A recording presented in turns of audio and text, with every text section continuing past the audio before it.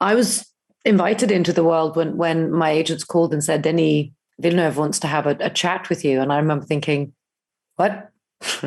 No, is that happening now? Really?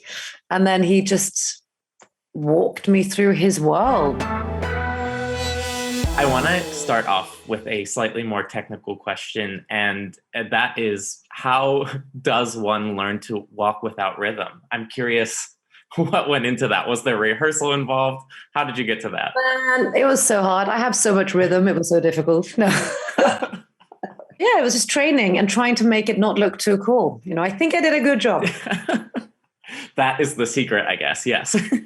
So I mean, in other words, you did sort of approach it the same way you would like the stunt choreography, like a fight scene, right? No, absolutely not.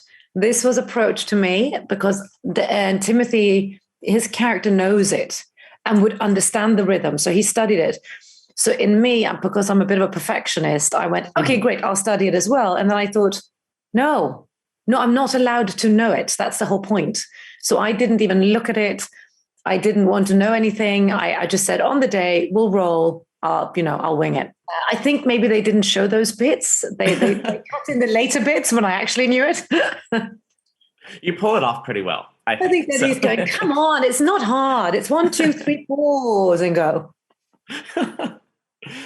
You mentioned the book, and I think I'm kind of curious where your understanding of Dune and this world begins. Was it when you were initially brought this project, or was it well before that?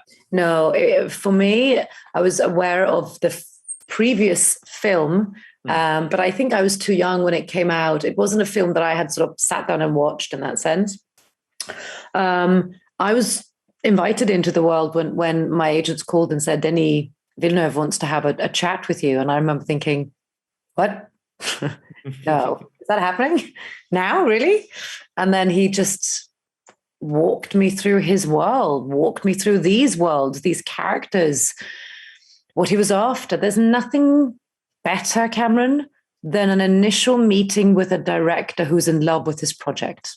You feel it. You want to be a part of it. You want to, and then after that comes my job, which is creating the character for him, with knowledge, with research, with reading, with studying, with asking questions, with, it's that's when it all came to life. And then I sat down and watched the film as well, obviously. Mm-hmm. Right.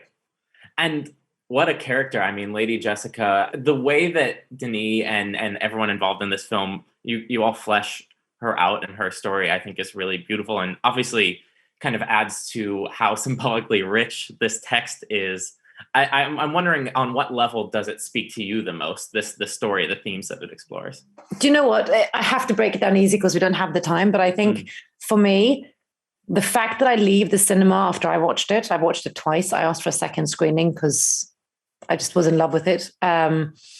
You can, if you're interested in the sort of recycling in where we are in today's society, the political, the geopolitical, there's so many aspects, but I keep on coming back, and it could be the centralization of me as a mother, but I love the dynamic that this character has to go through when it comes to putting her son in front of challenges where the outcome can become death because of her belief system. So I guess this sort of belief, the religious, spiritual aspect in regards to being the protector and a mother that she is. You have proven you can rule yourself. Now you must learn to rule others. Something none of your ancestors learned. My father rules an entire planet. He's losing it.